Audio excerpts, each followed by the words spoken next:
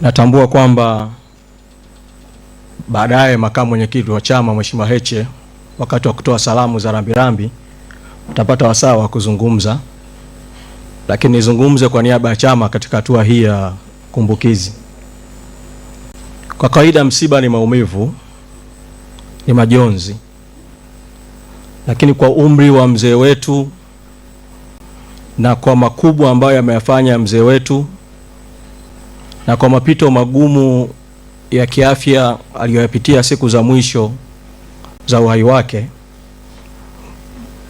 ni vyema tukaitumia siku ya leo kumshukuru Mungu kwa zawadi ya maisha ya mzee Edwin Mtei.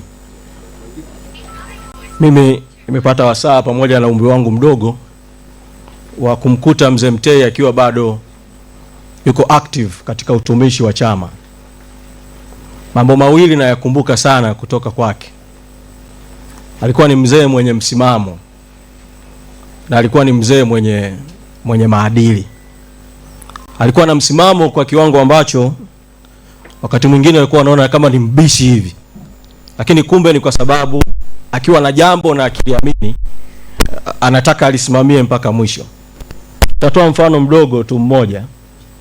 Wakati mzee Mtei na sisi wengine wanaasisi chama, bendera hii ya chama ambayo leo tumefunika jeneza lake kwa heshima yake ilikuwa na rangi mbili tu.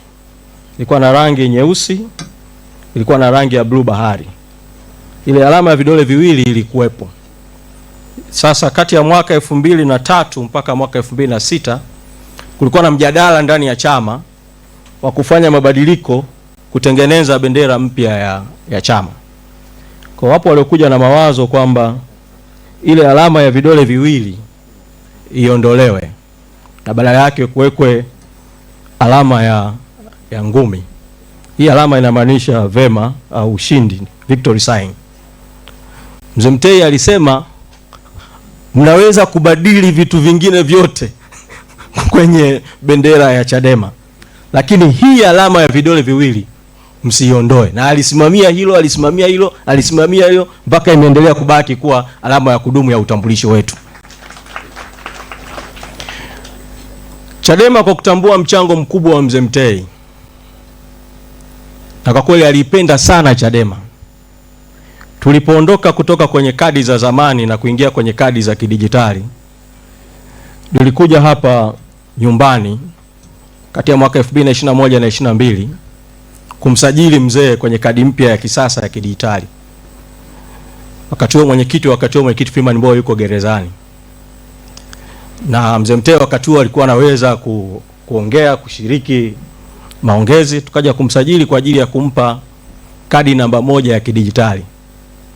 Pamoja na uzee wake, alikuwa na bashasha na mapenzi makubwa sana ya Chadema, na tulipomweleza hilo wazo jipya la kadi ya kidijitali na kwamba tunamkabidhi kadi namba 1 ya Diamond tunamsajili, alitoa kauli yake, alisema mambo yamenoga kweli kweli. Kwa hiyo alikuwa anaikumbuka Chadema na anaipenda Chadema kweli kweli. Kwa familia, wale ambao si wana Chadema, mtuvumilie kwa sababu mimi naamini roho ya marehemu Mtei yuko ilipo. Anapata faraja anaposikia kumbukizi juu ya kazi kubwa ambayo alifanya kwa sisi Chadema. Tulishaanza mazungumzo ya ndani kumwenzi mzee Mtei toka wakati akiwa hai. Tulifanya mambo matatu. La kwanza, mwaka 2021 wakati tunatengeneza mpango wa miaka 5 ya chama, tulifikiria chama kiwe na mpango mpana sana wa mafunzo na hatimaye kuanzisha chuo cha chama na kama sehemu ya Chadema Academy. Na jina lililopendekezwa la kuanzisha huo mpango mkubwa wa mafunzo wa chama ni kuanzisha Edwin Mtei Center of Leadership Excellence. Naamini wazo hili litaendelea kufanywa kazi ndani ya chama.